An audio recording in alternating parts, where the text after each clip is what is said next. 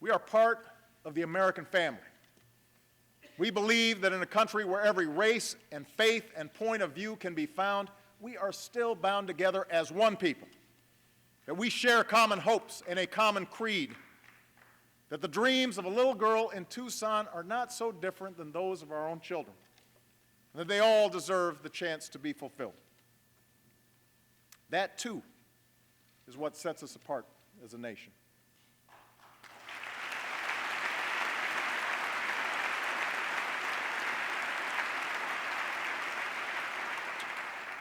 I'm going to talk about the specifics of the address in a couple of minutes, and we can unpack what he said. But just overall, I'd like to hear from each of you what you thought of the tone and the message and how it might be received. Kenyatta, you teach preaching. Yes. Why don't you tell us how you evaluated it? Well, I thought it was just a pretty masterful address, rhetorically speaking.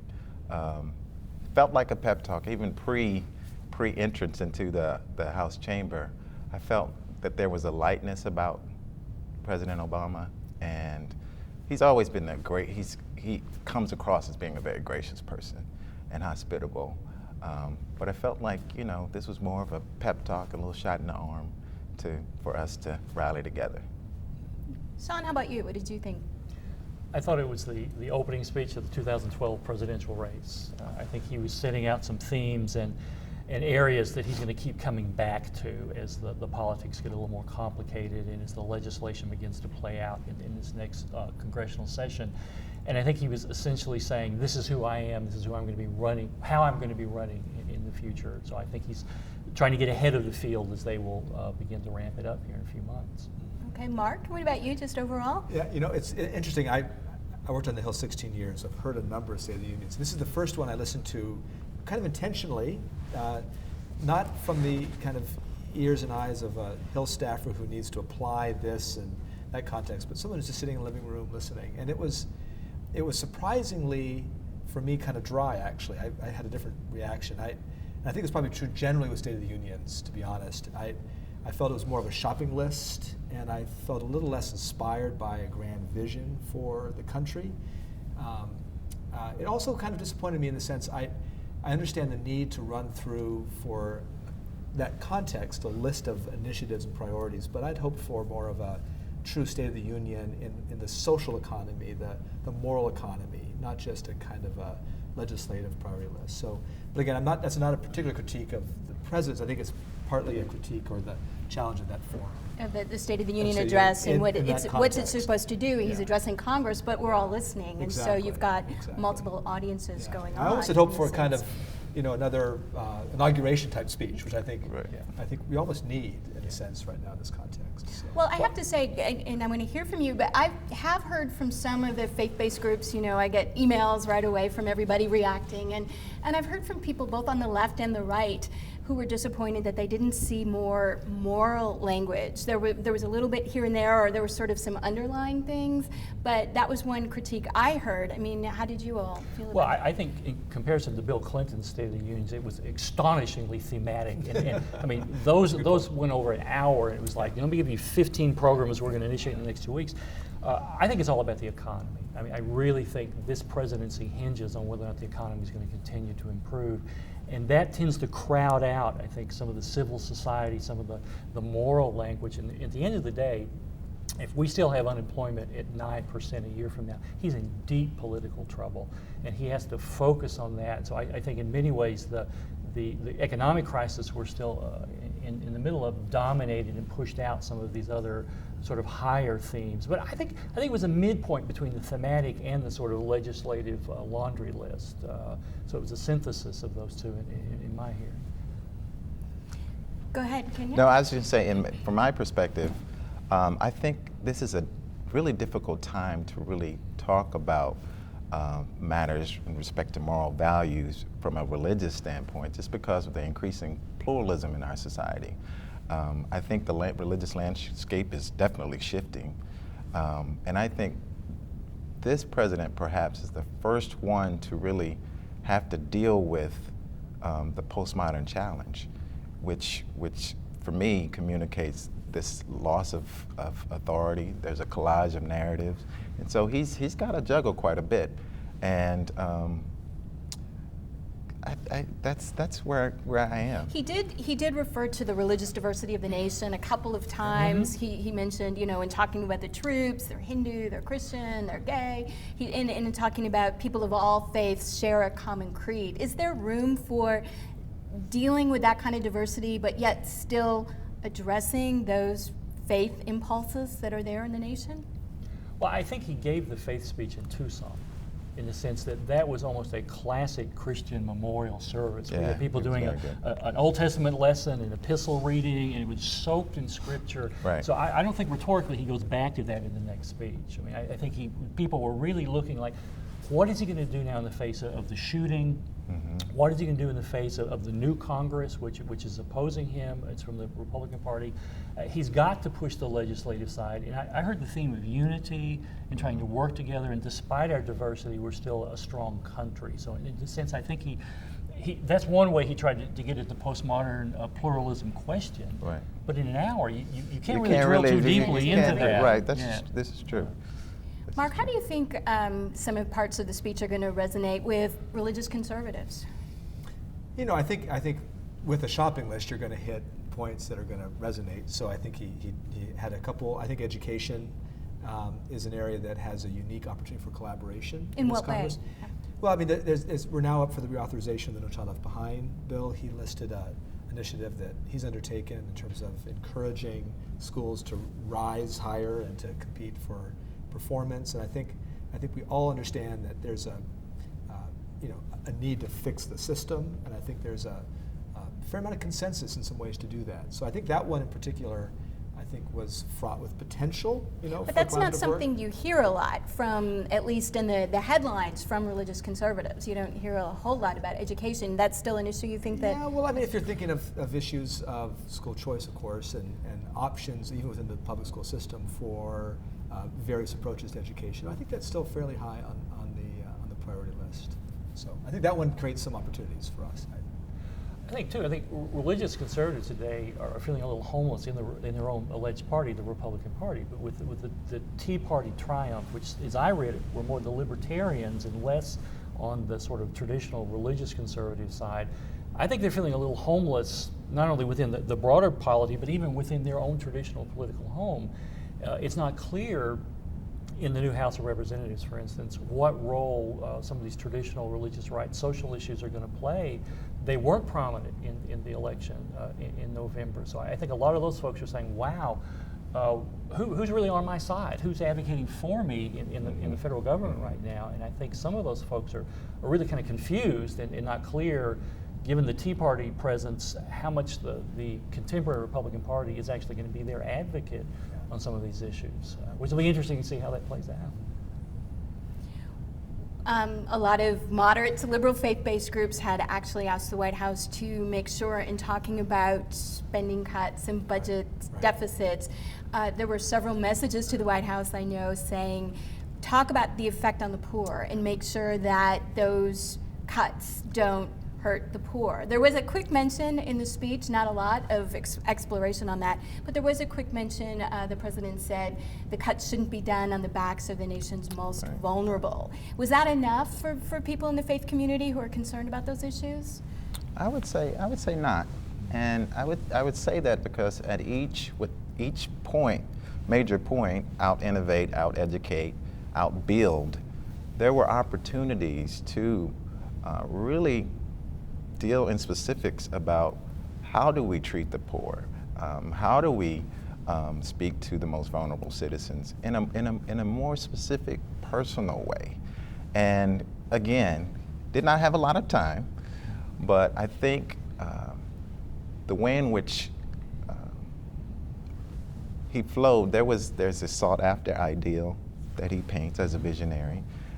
Then there's the less than ideal that he also describes. And then he illustrates. I mean, the Sputnik illustration, all of these illustrations for each major point.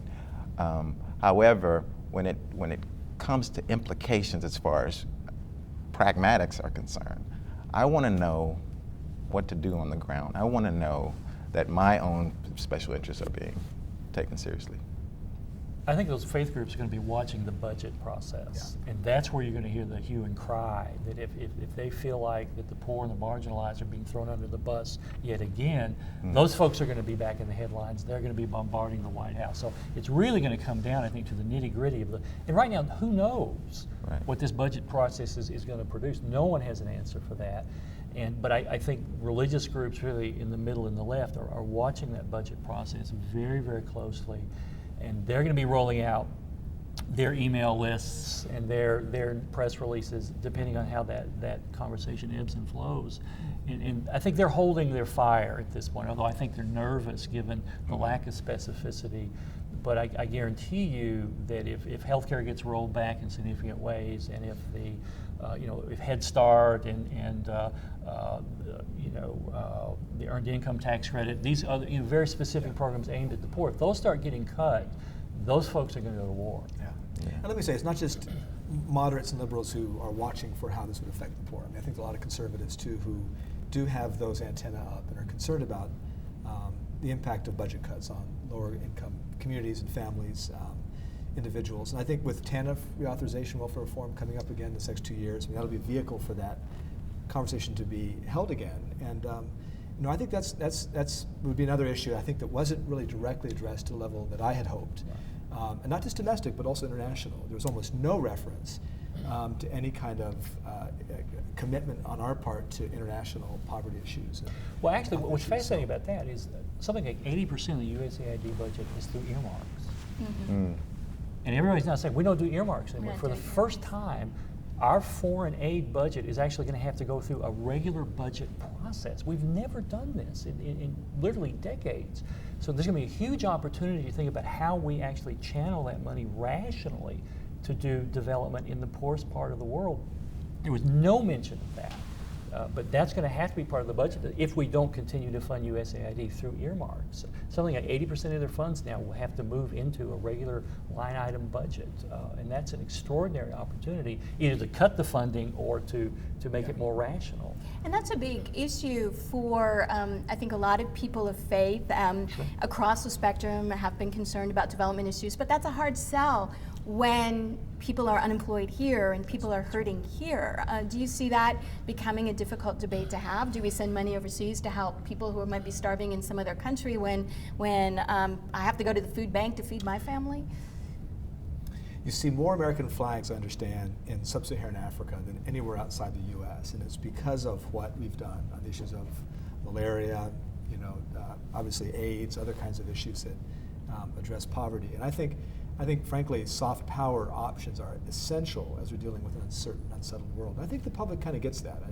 We have to, communicate, and that's the key role, I think, of the president, is to communicate why that's important. Otherwise, you're not laying out the argument. So I think the public would understand and commit to that prioritization, but it's the job of the president, in essence, to sell that and explain why that's essential. I totally agree with that. I mean, the tragedy is if you were to eliminate almost all of that money, it would have such a marginal impact on the deficit itself, because the deficit dwarfs the relatively paltry sums we now spend in the PEPFAR initiative and in the malaria initiative. But I mean, I take your point. Americans, if you ask them in polls, what percentage of our budget goes to foreign aid, they just estimate this outrageously. 20%, it's like less than 2%. So you're up against some real political problems out there. So education is essential. That's right. Yeah. One thing that really struck me, one theme I felt like he kept coming back to, was this notion of American exceptionalism. We're a nation set apart. Right. America's a moral example, a light to the world. I mean, that's language that comes out of the Puritan tradition that is not overt religious language, but that has a religious connotation for many Americans. Sure. And that was one thing that he brought out. Now, it's something the Tea Party has talked a lot about. I don't know if he felt pressured on that, but I was just wondering how that hit you, if you all noticed that, or what you thought of that, and are there some dangers there, or is this a positive thing to go back to? I think there are two streams of American exceptionalism. There is the divine right exceptionalism, where the Puritan strain, where we're the new Israel and God sent us here, and sorry about those Native Americans that we trample on. But then there's also a pragmatic exceptionalism, that maybe the biblical warrant there is to whom much has been given, much will be required. Right. And I think Obama is much closer to the pragmatic than he is to the theological. I think he treads very lightly on that turf. I agree. And the Tea Party, people hear that, and they hear the language that cuts the more pragmatic way, and they're very nervous, and they try to drag him back. His 2004 Democratic National Convention speech was the most patriotic, pro-American, pragmatic, exceptionalist speech that any major figure has given in this country in decades. And he gets frustrated sometimes when people don't remember that, when they accuse him of being, anti-American or socialist or something. He said, well, go back and look at that speech. I heard him saying, we have a position of leadership. Our economy is the largest. Our military is the strongest. Whether it came from God or it came from the sweat of our own brow, he doesn't really wade into that. But he says with that power comes responsibility. Now you can be an atheist, you can be a Christian, you can be a Muslim, you can be a Hindu, and acknowledge that empirical fact that we are, in fact, the superpower that we are. So I think he's actually fairly agnostic in his rhetoric about the divine origins of that. But I think he does embrace the fact that pragmatically, this is who we are. And with that comes responsibility, and how are we going to use that power responsibly given the chaos we see around us? I wouldn't mind if our leader was more confessional. I think that appeals to people more so in the Bible Belt, for instance. You cannot knock him for his intelligence, highly intelligent, highly skilled orator. But the confessional piece, I think, needs to be stronger in order for many Americans to buy into his vision. What do you mean by that? Be very frank about what I believe without theologically, religiously, be frank about it without being obnoxious. I think our friends on the right tend to be a little more obnoxious about their religious views and hold very loyal tendencies to what they believe. And I think our president is poised to do the same without being obnoxious, because as I said, he's a very gracious person, hospitable, and fairly open-minded, I would say. I'm gonna not agree on the obnoxious part, but I will agree on the oh, come on. on the value of being confessional. I mean, I think if you think of frankly, every president I've heard speak, there's a fairly kind of explicit references to religion, and that kind of civic religion in America is, I think, pretty comfortable with. I mean, 90%. I'm reading Putnam's new book, American Grace, and I mean, it's. We're exceptional in that way, religious in terms of our pluralism from any Western nation. I mean, we're over 90% of Americans believe in God, and on a given Sunday, almost half are in some place of worship. I mean, we are a remarkably religious nation. I think that language is almost not essential, but it's clearly reflective of who we are, and I think it's something that Americans are fairly comfortable with. And I think part of the American experiment that succeeded so well is to create a place where people can hold firm differences, truth claims that would be at odds with one another, but find a way to peaceably negotiate those in the public square. And that's an important contribution that we need to make and can make to the world at large as it becomes more pluralist. That 10%, that space in the world where Islam and Christianity begin to interact more directly. We need to model what it can look like, and so I think we need to be very comfortable that that's who we are, right. and let that be part of our public presentations, including the State of the Union. I think he does that. I think that there's some historical constraints that make this White House a little reticent on that. I agree. Obviously, the Jeremiah Wright debacle. Right. There is the polls, the two polls that showed somewhere between 15 and 20% of Americans think he's a Muslim. I mean, religion is been used as a tool against this president. I agree. And there are bruises, and bruises take a while to heal. Now, that, I'm not justifying it, but I'm simply saying that explains some of it. But again, you go back to the Tucson speech. That was as overtly a theological speech as any president's given in my lifetime. So it's not that it's absent. It is episodic. I would grant that point. I mean, the State of the Union was not soaked in theological confessional language, but he's certainly capable of doing that. Oh. You look at his reservoir of speeches. I think he's done that at great length and depth. And obviously, we'll be watching. We'll have plenty to watch over the next few months, and well, going into 2012. So we'll have to leave it there for now. But thank you very much. Thank you very Thank much. you. Thank you. Thanks, Kim.